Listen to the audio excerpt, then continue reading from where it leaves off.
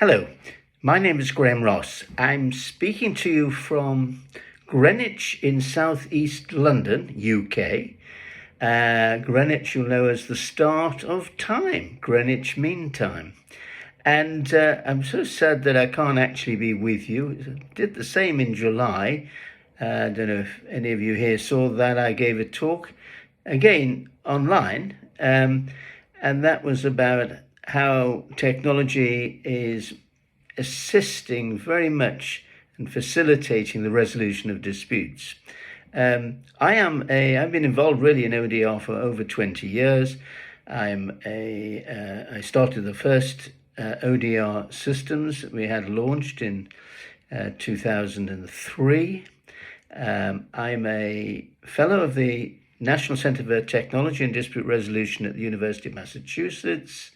I'm a board member and chair the Standards Committee at the International Council for Online Dispute Resolution. If you have any remote interest in ODR and technology and the future for resolving disputes both in and out of court, you really have to be a member of icodr.org. I'm also an official observer to something called the European Cyber Justice Network, not just any old network of enthusiasts and experts. This actually is a network created by the Council of Europe. The Council of Europe is this body that was set up in the aftermath of the Second World War, and it has as its members 46 member countries from Europe. Nothing to do with the EU, that sadly the UK is no longer part of, but Council of Europe is a very important body, and this Cyber Justice Network is made up of the Ministries of Justice of all 46 countries. I should add, until recently, or until last year, there was a 47th country, a rather large one, to the east of Europe, which was thrown out for obvious reasons. And I've been involved in writing a couple of reports for the Civil Justice Council, as the body that advises the courts in England and Wales as to future direction. And I've written a couple of reports on the opportunities ODR gives, particularly for extending the resolution of disputes by the parties themselves, or with or without a mediator to assist them. So that's really my background. I haven't got very long on this video. I just wanted, particularly this meeting is here to celebrate World Peace Day. I want to talk about a particular model that's been developed by Smart Settle of Canada. I think the last time I spoke about Smart Settle 1, a form of visual blind bidding that enabled people to resolve an agreement over a sum of money very, very quickly.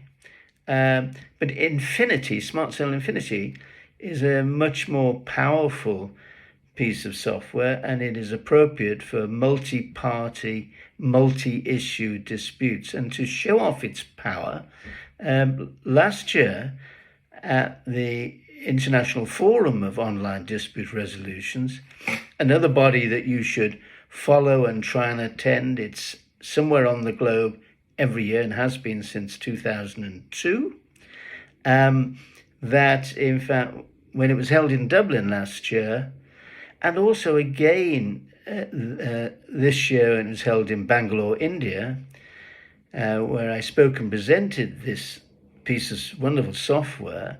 To demonstrate its power, we chose a very complicated and difficult dispute, and that is, how can this software, how can technology assist peace negotiations? And we particularly modeled the version that we demonstrated on the Russian invasion of Ukraine. Whilst it may seem that nothing is happening to try to reach consensus, there have in fact been peace negotiations carried out regularly. We don't just hear too much about it.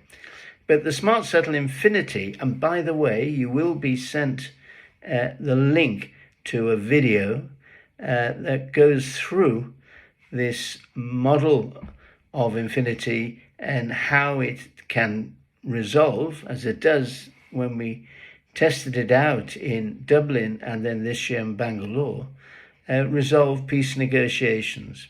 So look for that link that will be sent to you. And in fact, I will be doing a much longer presentation, a 1-hour presentation, going through these two pieces of software, Smart Settle 1 and Smart Settle Infinity, in great detail, and showing how, in fact, you, if you're interested, can gain the benefit of it and get involved. I do believe there is a Spanish version of Smart Settle 1, and I imagine Smart Settle Infinity would not far off. But let me just say, without showing any pictures and slides, this is just a quick chat to explain what's lying ahead after today. So what it does is, this is really an example of machine learning. The parties, first of all, have to agree what are the issues at stake.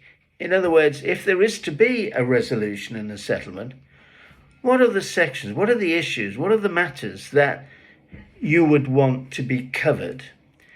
And if any party raises one of these issues and identifies it, then that goes into the frame.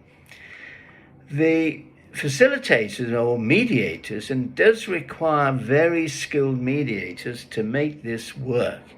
It's the old saying, garbage in, garbage out. It's machine learning. It's the mediators teaching to the party, to the machine, what the comparative preferences of each party are in each of the issues that have been identified.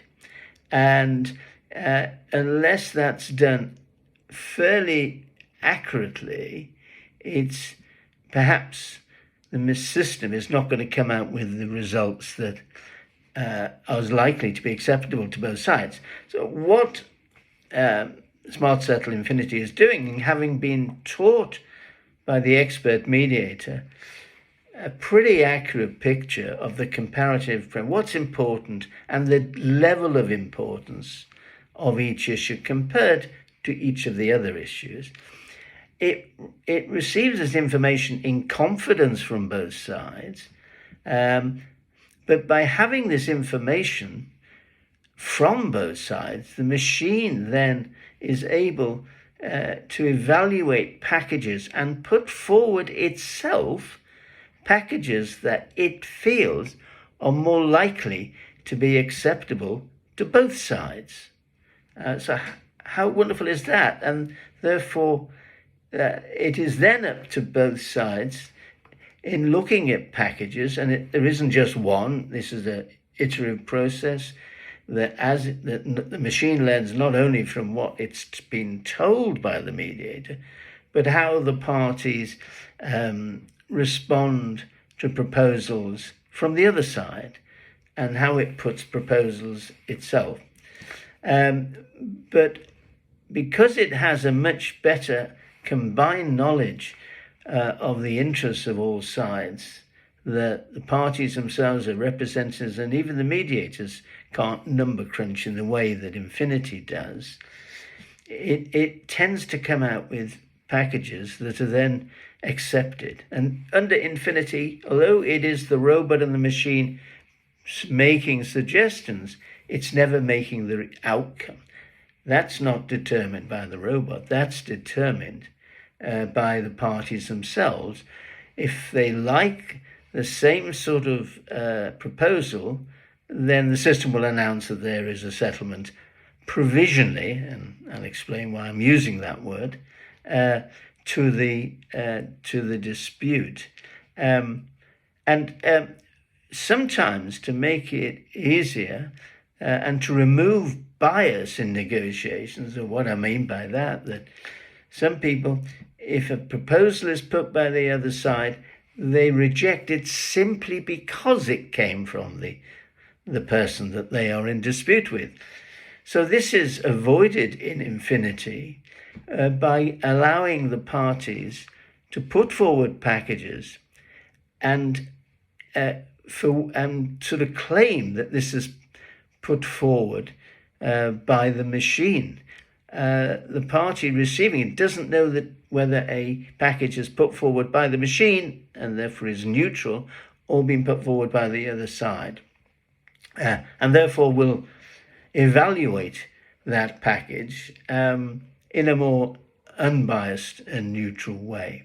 And that's really how this system works. And on both occasions, in Dublin and in Bangalore, which were both international forums on online dispute resolution, I think it was the 20th and the 21st, in both cases we played this through Infinity for the Ukraine war negotiation with Russia, and I'm pleased to say a resolution was in fact reached. Oh, and I should add, when both parties mutually agreed to a package for resolution, it then has a look to see if there's any value left on the table.